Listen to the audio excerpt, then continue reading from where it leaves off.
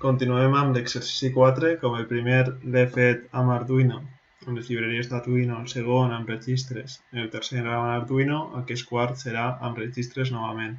I vosaltres ho haureu de fer amb les llibreries d'Arduino, amb les funcions que venen d'Arduino.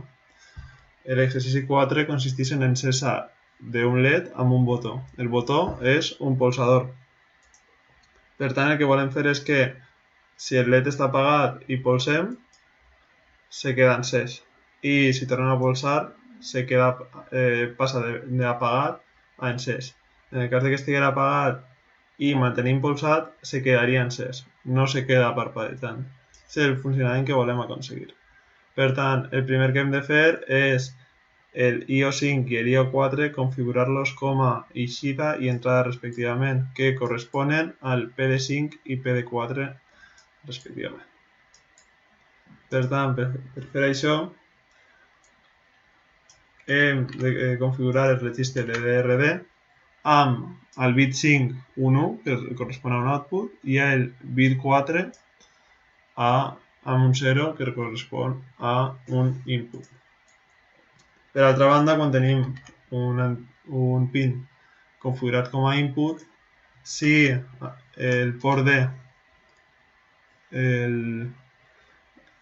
li posem un 1 a aquest bit, el bit que correspon al pin, anem a encendre el pull-up, anem a habilitar una resistència que farà que per defecte estigui al high. D'aquesta forma, si el botó no està pres, tindrem un 1 a aquesta entrada digital, i si el premem per curtcircuitar a terra, tindrem un 0, un valor lògic baix.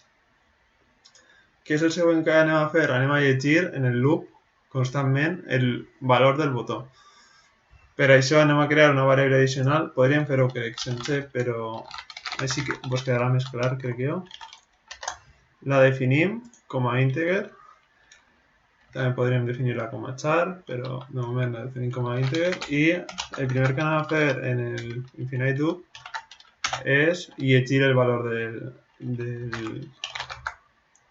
del PD4.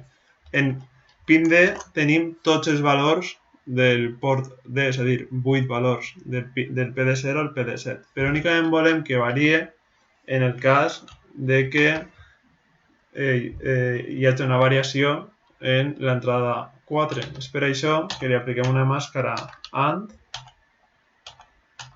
amb un 1 al bit 4. D'aquesta forma, quan el PD4 estigui a 0, el read button valdrà 0 i tindrà altre valor quan el PD4 sigui a 1. En concret, valdrà 2 elevat a 4, que és 7. Depenent del valor que llegim a read button, anem a fer una cosa o altra. És per això que fem una comparació amb 0. Presteu atenció que és amb 2 iguals, perquè és una comparació. Si ficareu sols un igual, seria una assignació. Per altra banda, hem de recordar si hem pres abans el botó o no.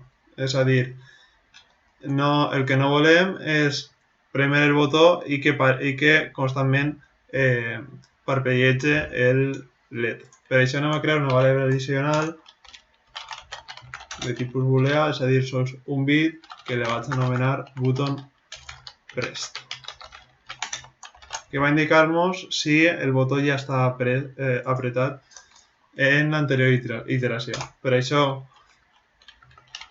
el primer que anem a fer és si button pressed no està apretat,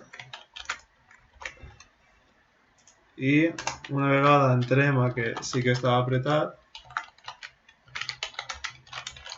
li assignem aquesta memòria. D'aquesta forma, quan comprovem el botó i el botó estigui apretat, entrarem ací. La primera vegada el botó no estarà, aquesta variable auxiliar estarà a 0, per tant, entrarem ací, farem el que siga, i quan tornem a executar tota la volta, button pressed valdrà 1 i ja no entrarà. Per tal de resetejar el valor de button pressed, quan no apretem el botó, button pressed, que és la nostra variable auxiliar, valdrà 0. Fet això, així ja podem fer el parpelleig del LED.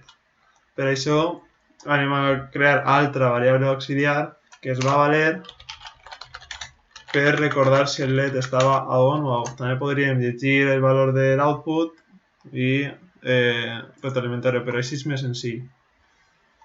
Creem esta variable addicional. Si el LED està apagat, què anem a fer? L'anem a encendre. Per encendre'l, ho heu vist ja en les pràctiques anteriors, en els exercicis anteriors, utilitzem una porta OR amb tots zeros excepte el bit que volem habilitar, perquè d'aquesta forma 1 OR qualsevol cosa és 1. I per altra banda, si sí que ho tenim encès, el que anem a fer és apagar-lo. És per això que anem a aplicar una operació AND a el bit que ens interessa, que és el 5. Per això únicament posem un 0 al bit 5 i la resta es deixem amb uns. No ens hem d'oblidar de, una vegada hem encès el LED, indicar una variable addicional o quan l'hem apagada ho indiquem en la variable addicional. Amb això tenim el programa. Anem a comprovar que funciona. Potser m'he equivocat en premer alguna cosa, en el nom d'alguna variable. Anem a comprovar-ho.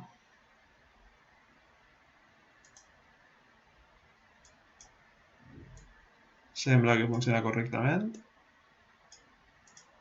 I amb això acabem l'exercici 4. Ara heu de tractar de fer-lo amb Arduino, amb les llibreries d'Arduino, les funcions que venen de Digital Write, Digital Read i Pin Mode.